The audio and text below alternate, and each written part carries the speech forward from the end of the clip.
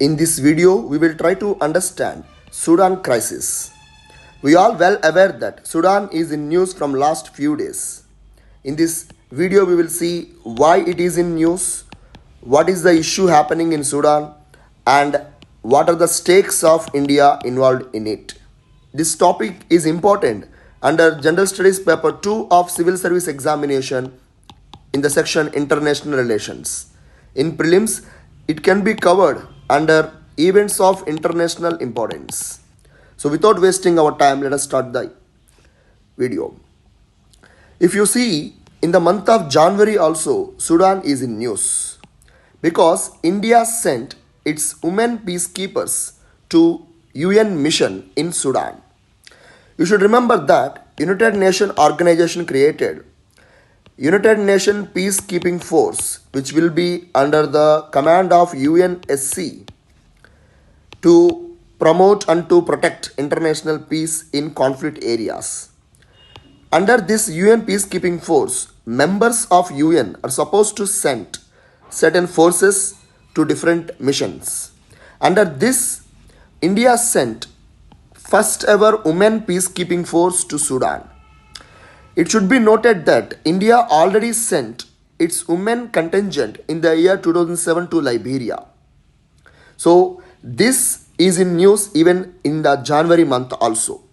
However, this time Sudan is in news for a different reason.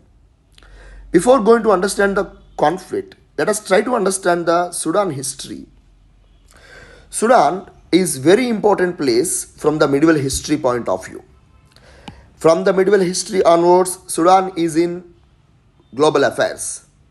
If you see, the Ottomans and Egyptians and all these people started to maintain their trade relations within the Sudan country. In the medieval century, the important dynasties in the time, that is Ottomans, Mamluks, even slave trade was also happened around these regions. Later it was colonized by Britain. Then in 1952, Egyptian revolution, which ended the monarch rule and even British, continuously pressurized the colonial governments at that time and declared independence to Sudan in 1956. Since then, Sudan is trying to establish a democratic parliamentary system. Unfortunately, this was continuously interrupted by multiple military coups or else some radical Islamic members. Finally, these radical Islamic members created Sudan as a Islamic state under the leadership of al-Bashir. So this was the history of Sudan. What is well-known fact is South Sudan was independent from Sudan from 2011. At that time, Sudan People's Liberation Army created a massive violent attacks within the Sudan government. So Sudan declared independence to South Sudan. Since then, South Sudan and Sudan even having some internal conflicts. What should be noted is Sudan is a member in UN, Arab League, African Union, and one of the India's initiative, NAM. Further, it is also member in Organization of Islamic Cooperation. Now, these organizations can do certain things in Sudan as of now. So, the right now crisis is clearly a conflict between two important people, in fact, two important leaders in Sudan. The whole issue started between these two groups which are started to fight in Sudan. That is, in Sudan, we found that rapid support forces now having conflicts with the regular army or the standard army of the country. Now, this is very interesting to note. But when this fight started, so to have an idea to go into the what is the conflict issue, let us try to understand the Sudan map, which is important for our exam. Now, Sudan is located nearby Red Sea region. That's the reason I told you trade was prevalent in the medieval time. Now you can see Eritrea here, Ethiopia, Sudan, South Sudan, Chad, Libya, and Egypt. Now, this can be a possible MCQ. Arrange the following countries in north to south or east to west. East to west can be question. So, try to have a better idea on this map. Now, further, from 2021 onwards, that is when they started to control the Bashir government. So since then, they started to had an issue. So when they ousted Omar al-Bashir, as I told you, is Islamic radical leader, a civil military government was formed.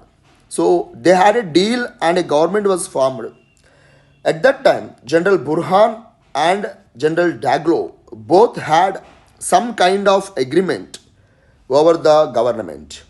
Unfortunately, General Daglo started to become powerful in the later times, and he even started to intervene in the conflicts in Yemen, Libya.